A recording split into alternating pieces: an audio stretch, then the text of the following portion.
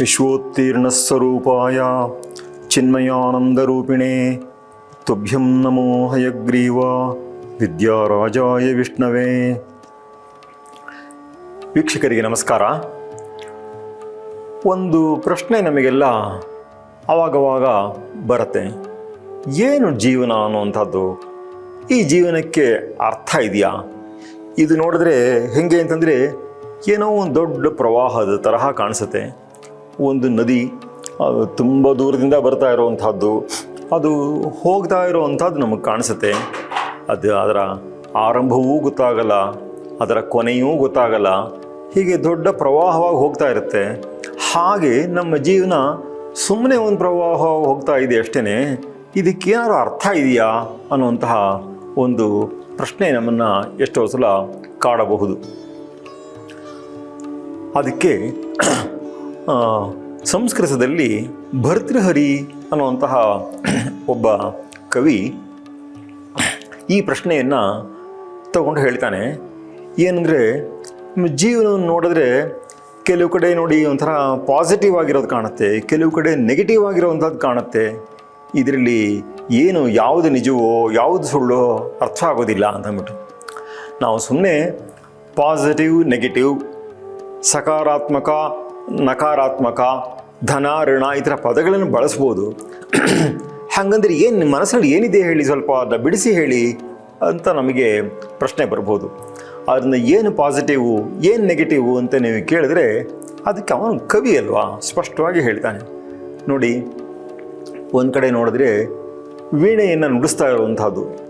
ವೀಣೆಯನ್ನು ನುಡಿಸ್ಬೇಕಾದ್ರೆ ತುಂಬ ಒಳ್ಳೆಯ ಕೌಶಲ ಇರಬೇಕು ಮತ್ತು ಆ ಕುಶಲತೆ ಇರುವಂಥವ್ರು ನುಡಿಸಿದ್ರೆ ವೀಣೆಯನ್ನು ನಿಜವಾಗ್ಲೂ ಬಹಳ ಆಸ್ವಾದ್ಯವಾಗಿರುತ್ತೆ. ಆಹಾ ಅಂತ ಅನ್ನುವಂಥದ್ದು, ತಲೆದೂಗುವಂಥದ್ದು. ಸಂಗೀತ ಪ್ರಿಯರಿಗೆ ಇದಕ್ಕಿಂತ ಸುಖ ಉಂಟೆ ಅಂತ ಅನಿಸೋಷ್ಟರ ಮಟ್ಟಿಗೆ ಸುಖವನ್ನು ಉಂಟು ಮಾಡುವಂತಹದ್ದು ಆ ವೀಣೆ ಎನ್ನುವಂತಹ ವಾದ್ಯಕ್ಕೆ ಇರುವಂತಹ ಸಾಮರ್ಥ್ಯ ಮತ್ತು ಅದನ್ನು ನುಡಿಸುವಂಥವ್ರಿಗೆ ಇರುವಂತಹ ಸಾಮರ್ಥ್ಯ ಎರಡನ್ನೂ ಹೊಂದಿಸ್ಕೊಂಡು ಹೋದ ಪಕ್ಷದಲ್ಲಿ ತುಂಬಾ ಚೆನ್ನಾಗಿರುತ್ತೆ. ಕ್ವಚಿತ್ ವೀಣಾವಾದ ಅದು ಎಷ್ಟು ಚೆನ್ನಾಗಿದೆ ಅನ್ನೋ ಒಂದು ಪಾಸಿಟಿವ್ ಸೈಡಿಂದ ತೋರಿಸುತ್ತೆ. ಆದರೆ ಜೀವನದಲ್ಲಿ ಬರೀ ಇಷ್ಟನೇ ಮಾಡಿರೋದು, ಬೇರೆ ಧ್ವನಿಯೂ ಇದೆ. ಏನು ಅಂತ ಕೇಳಿದ್ರೆ, ಕ್ವಚಿದಪಿಚ ಹಾ ಹೇತಿ ರುದಿತಂ, ಹಾ ಹಾ ಅನ್ನುವಂತಹ ಜೀವನದಲ್ಲಿ ಬೇಕಾದಷ್ಟು ಕಷ್ಟಗಳನ್ನು ಪಡ್ತಾ ಇರುವಂಥವರು, ಅನೇಕ ರೋಗ ರುಜಿನಗಳಿಂದ ಕಾಯಿಲೆಗಳಿಂದ ನರಳುವಂಥವರು, ಅವಸಾನ ಕಾಲ ಕೊನೆಗಾಲ ಬಂದುಬಿಟ್ಟಿರುವಂಥವರು, ಇವರೆಲ್ಲ ಹೇಳುವಂತಹ ಹಾಹಾಕಾರದ ಧ್ವನಿ ಅದು ಕೇಳಿಸುವಂಥದ್ದು ಇದೆ. ಅದು ಒಂದು ನೆಗೆಟಿವ್ ಸೈಡು. ಕ್ವಚಿದಪಿಚ ಹಾ ಹೇತಿ ರುದಿತಂ ಹೇಳ್ತಾ ಇರುವಂತಹ ಧ್ವನಿ ಇದು ಕಾಣಿಸುತ್ತೆ. ಹಾಗೆಯೇ ಇನ್ನೊಂದು ಕಡೆ ನೋಡಿದ್ರೆ ತಿರ್ಗಾ ಪಾಸಿಟಿವ್. ಕ್ವಚಿನ್ ನಾರಿ ರಮ್ಯ, ಸುಂದರಿಯಾದಂತಹ ನಾರಿಯನ್ನು ನೋಡಿದ್ರೆ ಆಹಾ ಅಂತ ಅಂದ್ಬಿಟ್ಟು ಕಣ್ತುಂಬ ನೋಡಬೇಕು ಅಂತ ಅನ್ನಿಸ್ಬಹುದು. ಸರಿ, ಆಹಾ ಇಂಥವಳ ಸಂಘ ಸಿಕ್ಕಿದ್ರೆ ತಾನು ಅವಳನ್ನ ಸಂಗಾತಿಯನ್ನಾಗಿ ಪಡೆದು ಜೀವನವನ್ನು ಎಷ್ಟು ಚೆನ್ನಾಗಿ ನಡೆಸಬಹುದು, ಎಷ್ಟು ಸುಖ ಪಡ್ಬೋದು ಅಂತ ಎಲ್ಲ ತೋರಬಹುದು.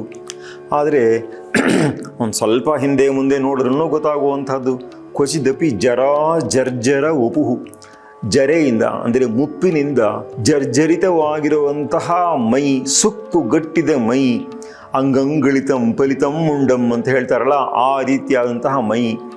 ಅದನ್ನು ನೋಡಿದಾಗ ಯಬ್ಬಾ ಇದು ಏನಪ್ಪ, ಶರೀರ ಇಷ್ಟೊಂದು ಕಷ್ಟಗಳಿಗೆ ತುತ್ತಾಗಿ ಕ್ಲೇಶಗಳಿಗೆ ತುತ್ತಾಗಿ ಇಂತಹ ಭಾವನೆಯೊಂದಿಗೂ ಬದುಕಿರಬೇಕಾ? ಎಲ್ಲದಕ್ಕೂ ಪರಾವಲಂಬನೆ. ಇನ್ನು ವಾರ್ಧಕದಲ್ಲಿ ಅನೇಕ ರೋಗ ರುಜಿನಗಳು ತಾವಾಗಿ ಕಾಯ್ತಾ ಇರತ್ತೆ ಬರೋದಕ್ಕೆ. ಹೀಗೆಲ್ಲ ಆಗೋಗ್ಬಿಟ್ಟು ಆ ಜರ್ಜರ ಒಪುಹು ಅದನ್ನು ನೋಡಿಬಿಟ್ರೆ ಜೀವನವೇ ಬೇಡಪ್ಪ ಅಂತ ಅನ್ಸೋಗ್ಬಿಡುವಂಥದ್ದು. ಇದು ನೆಗೆಟಿವ್ ಸೈಡು. ಹಾಗೆಯೇ ಒಂದು ಕಡೆ ನೋಡಿದ್ರೆ ಕ್ವಚಿತ್ ವಿದ್ವದ್ಗೋಷ್ಠಿ, ವಿದ್ವಾಂಸರ ಒಳ್ಳೆಯ ಗೋಷ್ಠಿ ನಡೀತಾ ಇರುವಂಥದ್ದು ಅದು ಕಾಣಿಸುತ್ತೆ.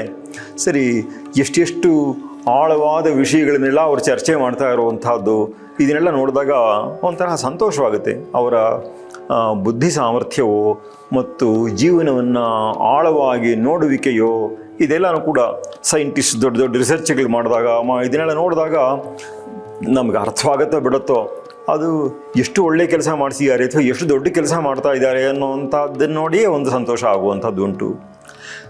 ಆದರೆ ಕ್ವಚಿದಪಿ ಸುರ ಮತ್ತು ಕಲಹ, ಚೆನ್ನಾಗಿ ಹೆಂಡ ಕುಡಿದ್ಬಿಟ್ಟು ಜಗಳ ಆಡ್ತಾ ಇರೋವಂಥವ್ರು ಆ ದೃಶ್ಯವನ್ನು ನೋಡಿದ್ರೆ ಯಬ್ಬಾ ಇದು ಏನಪ್ಪ ಲೈಫ್ ಇದು ಅಂತೆಲ್ಲ ಅನ್ಸೋಗ್ಬಿಡುವಂಥದ್ದು.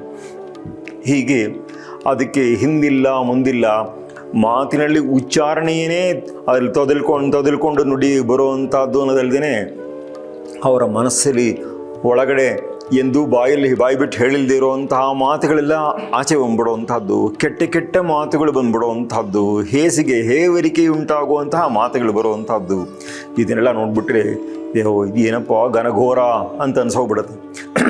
ಇಷ್ಟು ಎಕ್ಸಾಂಪಲ್ಸ್ನ ಹೇಳಿಬಿಟ್ಟು ಶ್ಲೋಕದ ಕೊನೆಯ ಪಾದದಲ್ಲಿ ಅವನು ಕೇಳ್ತಾನೆ, ಅರ್ಥ ಆಗಲ್ಲಪ್ಪ ಇದು, ನ ಜಾನೆ ಅಂದರೆ ನನಗೆ ಗೊತ್ತಿಲ್ಲ.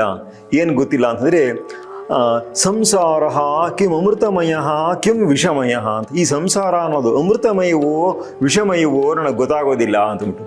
ಅಂದರೆ ಅಮೃತಮಯವಾದರದೆಲ್ಲ ಒಂದು ಪಟ್ಟಿ ಕೊಟ್ಟ, ವಿಷಮಯವಾದರದೆಲ್ಲ ಒಂದು ಪಟ್ಟಿ ಕೊಟ್ಟ. ಎರಡೂ ಒಂದೊಂದೇ ಥರದ್ದು, ಸೇಮ್ ಟೈಪು. ಒಂದು ವೀಣಾವಾದ ಅಂತಾದರೆ ಒಂದು ಧ್ವನಿ ಅಂತಾದರೆ ಇನ್ನೊಂದು ಹಾ ಹಾ ಅನ್ನುವಂತಹ ಒಂದು ಧ್ವನಿ. ಹಾಗೆಯೇ ಒಂದು ಸೌಂದರ್ಯದ ಒಂದು ಸಾಕಾರವಾದಂತಹ ಮೂರ್ತಿ ಅಂತ ಒಂದು ಹೇಳಿದ್ರೆ, ಇನ್ನೊಂದು ಮುಪ್ಪಿನಿಂದ ಸುಕ್ಕುಗಟ್ಟಿದಂತಹ ರುಗ್ಣವಾದಂತಹ ಒಂದು ಶರೀರವಿರಬಹುದು. ಹಾಗೆಯೇ ಒಂದು ವಿದ್ವಾಂಸರ ದೊಡ್ಡ ಗೋಷ್ಠಿ ಒಂದು ಕಡೆ ಆಗ್ತಾ ಇದ್ದರೆ ಹೆಂಡ ಕುಡಿದಂಥ ಅವರ ಮತ್ತರ ಕಲಹಾದಿಗಳು, ಈ ಥರದ್ದೆಲ್ಲನೂ ಕೆಟ್ಟ ಮಾತುಗಳು, ಇದೆಲ್ಲನೂ ಎಲ್ಲ ಸೇಮ್ ಪ್ಯಾಟರ್ನ್, ಸೇಮ್ ಲೆವೆಲ್ದೇ ಅವನು ಹೋಲಿಕೆಗಳನ್ನು ಅಥವಾ ವೈರುಧ್ಯಗಳನ್ನು, ಕಂಪ್ಯಾರಿಸನ್ನು ಅಥವಾ ಕಾಂಟ್ರಾಸ್ಟ್ ಈ ಥರದ್ದನ್ನು ಕೊಟ್ಕೊಂಡು ಹೋಗ್ತಾ ಇದ್ದೇನೆ.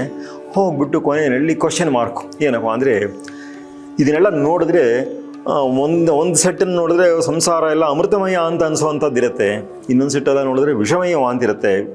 ಸರಿ, ಹೀಗಾಗ್ಬಿಟ್ಟು ಇದು ಯಾವುದಂತಲೇ ಹೇಳಕ್ಕೆ ಬರಲ್ಲ ಅಂತ ಹೇಳುವಂತಹ ಮಾತು ಒಂದಿದೆ. ಈ ಶ್ಲೋಕದ ಭಾವವನ್ನು ನಾವು ಅನುಸಂಧಾನ ಮಾಡ್ತಾ ಇದ್ದರೆ ನಮಗೆ ಡಿ ವಿ ಗುಂಡಪ್ಪನವರ ಒಂದು ಪದ್ಯ ನಮಗೆ ಜ್ಞಾಪಕ ಬರುತ್ತೆ. ಅವ್ರು ಹೇಳೋದೇನೆಂದರೆ, ಬದುಕು ಜಟಕ ಬಂಡಿ, ಒಂದು ಸುಂದರವಾದ ರೂಪಕದ ಮೂಲಕ ಹೇಳ್ತಾರೆ. ಪ್ರಸಿದ್ಧವಾದ್ದೇ ಅವರ ಈ ಮಾತು. ವಿಧಿ ಅದರ ಸಾಹೇಬ, ಬದುಕು ಅನ್ನೋದೇ ಒಂದು ಜಟಕ ಬಂಡಿ, ಮತ್ತು ಬ್ರಹ್ಮ ಅವನು ಹಣೆ ಬರಹ ಬರೆಯೋನು ಇರ್ತಾನಲ್ಲ, ಅವನೇ ಅದರ ಸಾಹೇಬ, ಅದನ್ನು ಗಾಡಿಯನ್ನು ಓಡಿಸುವಂಥ ಅಥವಾ ಒಡೆಯ. ಕುದುರೆ ನೀನು ಕುದುರೆ, ಅದಕ್ಕೆ ಅವನು ಪೇಳಿದಂತೆ ಪಯಣಿಗನು. ಅವನು ಸಾಹೇಬ ಹೆಂಗೆ ಓಡಿಸ್ತಾನೋ, ಆ ಜಟ್ಕಾ ಸಾಬಿ ಅವನು ಹೆಂಗೆ ಓಡಿಸ್ತಾನೋ ಹಾಗೆ ಓಡುವಂಥದ್ದಷ್ಟೇ ಕುದುರೆಯ ಕೆಲಸ. ಮದುವೆಗೋ ಮಸಣಕೋ ಹೋಗೆಂದ ಕಡೆಗೋಡು, ಅದು ಮದುವೆಗಾದರೂ ಹೋಗುವಂಥದ್ದಿರ್ಬೋದು, ಮಸಣಕ್ಕಾದರೂ ಹೋಗುವಂಥದ್ದಿರ್ಬೋದು. ಮದುವೆ ಅನ್ನುವಂಥದ್ದು ಒಂಥರ ಸಂಭ್ರಮ, ಸಡಗರ, ಅಲ್ಲಿಗೆ ಒಂದು ಸೌಂದರ್ಯ, ಒಂದು ಭೋಗ, ಸುಖ, ಈ ಥರ ತುಂಬ ಪಾಸಿಟಿವ್ ಅಟ್ಮಾಸ್ಫಿಯರಿಂದ ತುಂಬಿರುವಂಥದ್ದು. ಮಸಣ ಅಂದರೆ ಸಂಸ್ಕೃತದ ಶ್ಮಶಾನ ಅನ್ನೋ ಪದ ಕನ್ನಡದಲ್ಲಿ ಸ್ಮಶಾನ ಅಥವಾ ಮಸಣ ಅಂತ ಎಲ್ಲ ಬಳಸುವಂಥದ್ದು. ಅದು ಏನಪ್ಪ ಜೀವನ ಅಂತಂದ್ಬಿಟ್ಟು ಆ ಜೀವನದ ಕೊನೆ ಅದೇನಿರುತ್ತೋ ಅದು ಅದಕ್ಕೆ ಅತ್ಯಂತ ವಿರುದ್ಧವಾದಂಥದ್ದು. ಜೀವನದಲ್ಲಿ ಅದೇನು ಭೋಗ ಅಂತಿದೆಯೋ ಅದ್ರ ಎಲ್ಲದರದ್ದು ಬಗ್ಗೆನೂ ರುಚಿ ಹೋಗಿಸ್ಬಿಡುವಂತಹ ಒಂದು ಸನ್ನಿವೇಶ ಅದು.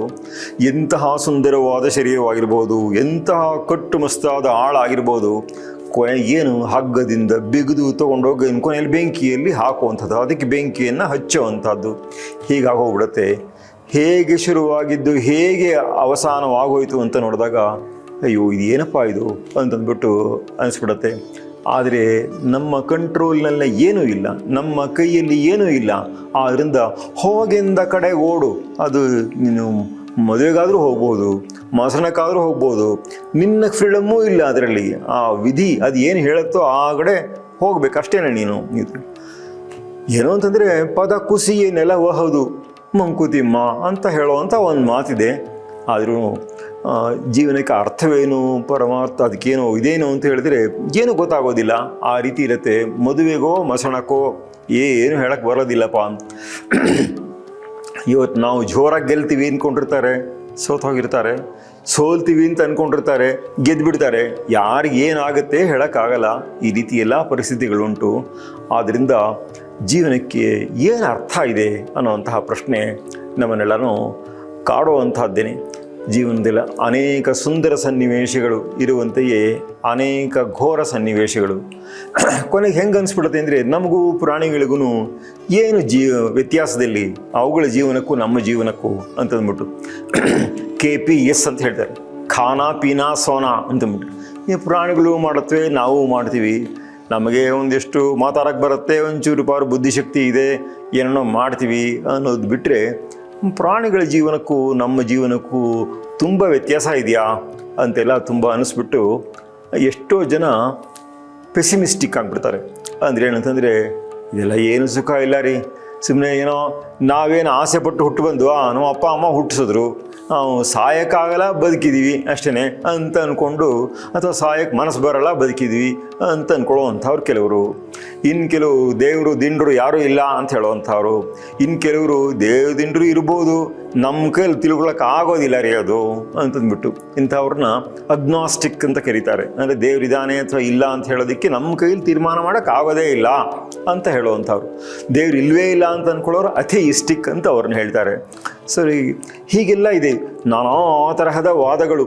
ನಾವು ಯಾವುದಾದ್ರು ತತ್ವಜ್ಞಾನಕ್ಕೆ ಸಂಬಂಧಪಟ್ಟಂತಹ ಪುಸ್ತಕವನ್ನು ನೋಡಿದ್ರೆ ಅದು ಎಷ್ಟು ತರಹ ಅಭಿಪ್ರಾಯಗಳು ಬಂದಿದೆ ಅಂತ ಹೇಳಿದ್ರೆ, ಅದನ್ನೆಲ್ಲ ತಿಳ್ಕೊಳ್ತಾ ಹೋದರೆ ಕೆಲವು ಸಲ ಕೆಲವ್ರಿಗಂತೂ ಹುಚ್ಚಿಡ್ದಂಗೆ ಆಗೋಗ್ಬಿಡುತ್ತೆ. ಬೇಡವೇ ಬೇಡಪ್ಪ, ಇದೆಲ್ಲ ಏನು ತಿಳ್ಕೊಳ್ಳೋದೇ ಬೇಡ, ಜೀವನದಲ್ಲಿ ಏನೋ ನಮ್ಮ ಲೈಫ್ ಹೆಂಗೆ ಪುಷ್ ಕೊಡುತ್ತೋ ಹಂಗೆ ಪುಷ್ ಹಾಕ್ಕೊಂಡು ಹೋಗ್ಕೊಂಡಿದ್ರೆ ಕಳೆದ್ರೆ ಸಾಕು ಲೈಫು, ಅದು ಮುಗಿದೋದ್ರೇ ಒಂದು ಸಂತೋಷ ಅನ್ನೋ ಅಷ್ಟರ ಮಟ್ಟಿಗೆ ಜೀವನದಲ್ಲಿ ಕಷ್ಟ ನಷ್ಟಗಳು ಪ್ರತಿಯೊಬ್ಬರಿಗೂ ಬಂದೇ ಬರುತ್ತೆ.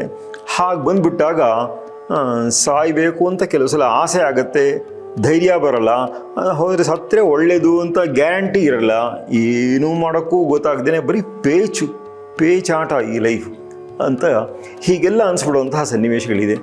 ಹಾಗಿರಬೇಕಾದ್ರೆ ಜೀವನಕ್ಕೆ ಏನಾದ್ರು ಅರ್ಥ ಇದೆಯಾ ಅಂತಹ ಪ್ರಶ್ನೆ ಬರುತ್ತೆ. ಅಂತಹ ಪ್ರಶ್ನೆಗೆ ಒಂದು ಉತ್ತಮವಾದ ಉತ್ತರವನ್ನು ಕೊಟ್ಟಂತಹವರು ಶ್ರೀರಂಗ ಮಹಾಗುರುಗಳು. ಅವರು ಜೀವನಕ್ಕೆ ಅರ್ಥ ಅಷ್ಟೇ ಇರಲಿಪ್ಪ, ಪರಮಾರ್ಥ ಅನ್ನೋದು ಕೂಡ ಒಂದು ಉಂಟು ಅನ್ನೋದನ್ನು ಹೇಳಿದಂಥವ್ರು. ಬರೀ ಹೇಳೋದು ಅಂತಂದರೆ ಯಾರು ಬೇಕಾದ್ರೂ ಹೇಳ್ಬಿಡ್ಬೋದು. ಹೇಳೋವಂಥವ್ರಿಗೆ ಒಂದು ಸ್ಟ್ರಾಂಗ್ ಕನ್ವಿಕ್ಷನ್ ಇರಬೇಕು. ಸ್ಟ್ರಾಂಗ್ ಕನ್ವಿಕ್ಷನ್ ಅಂದರೆ ಅಚಲವಾದ ವಿಶ್ವಾಸ ಇರಬೇಕು. ಮತ್ತು ಅಚಲವಾದ ವಿಶ್ವಾಸ ಅನ್ನೋದು ಬರೋದು ಹೆಂಗೆ? ಏನೋ ಪುಸ್ತಕ ಅದು ಓದ್ಕೊಂಡ್ಬಿಟ್ಟು ಏನೋ ಹೇಳ್ಬಿಡೋವಂಥದ್ದು, ಅಥವಾ ಜನಗಳಿಗೆ ತುಂಬ ಉತ್ಸಾಹ ಬಂದುಬಿಡಲಿ ಅನ್ನೋಕ್ಕೋಸ್ಕರ ಏನೋ ಹೇಳ್ಬಿಡೋವಂಥದ್ದು ಅಂತ ಅಲ್ಲದೆ ಸ್ವಾನುಭವದ ಒಂದು ಗಟ್ಟಿಯ ಮೇಲೆ ಅದನ್ನ ಹೇಳೋವಂಥದ್ದಾದ ಪಕ್ಷದಲ್ಲಿ, ಮತ್ತು ಬರೀ ಸ್ವಾನುಭವವೂ ಸಾಲದು, ನಾನು ಸಾಧಿಸಿರೋದಷ್ಟೇ ಅಲ್ಲ ನಿನಗೂ ಕೂಡ ಅದನ್ನು ಸಾಧಿಸೋದು ಏನು ಅಂತ ನಾನು ತೋರಿಸಿಕೊಡಬಲ್ಲೆ ಅನ್ನುವಂತಹ ಕಾನ್ಫಿಡೆನ್ಸ್ ಇರುವಂಥವ್ರು ಹೇಳಿದ್ರೆ ಅದು ನಿಜವಾದ ಕನ್ವಿಕ್ಷನ್, ಅದು ನಿಜವಾದ ಗಟ್ಟಿತನ. ಅಂತಹ ಮಾತನ್ನು ಅವರು ಹೇಳಿದಂಥವ್ರು. ಪರಮಾರ್ಥ ಅನ್ನೋದಕ್ಕೆ ಪರಮ ಪ್ರಯೋಜನ ಅಂತ ನಾವು ಲೌಕಿಕವಾದ ಸಾಧಾರಣವಾದ ಉಪಯೋಗಗಳು ಪ್ರಯೋಜನಗಳು ಅಂತ ಏನು ಅಂದ್ಕೊಳ್ತೀವೋ ಅದಕ್ಕಿಂತಲೂ ಬಹಳ ದೊಡ್ಡದಂಥದ್ದು, ಅದನ್ನು ಸಾಧಿಸುವಂತಹ ಮಾರ್ಗವನ್ನು ಅವರು ತೋರಿಸ್ಕೊಟ್ಟಂಥವರು ಸ್ವಾನುಭವದಿಂದ ಮತ್ತು ಮಾರ್ಗದರ್ಶನವಿತ್ತು. ಆದ್ದರಿಂದ ಜೀವನಕ್ಕೆ ಒಂದು ಉದಾತ್ತವಾದ ಧ್ಯೇಯವಿದೆ ಅನ್ನೋದನ್ನು ನಾವು ತಿಳಿದುಕೊಳ್ಬೇಕು. ನಮಸ್ಕಾರ.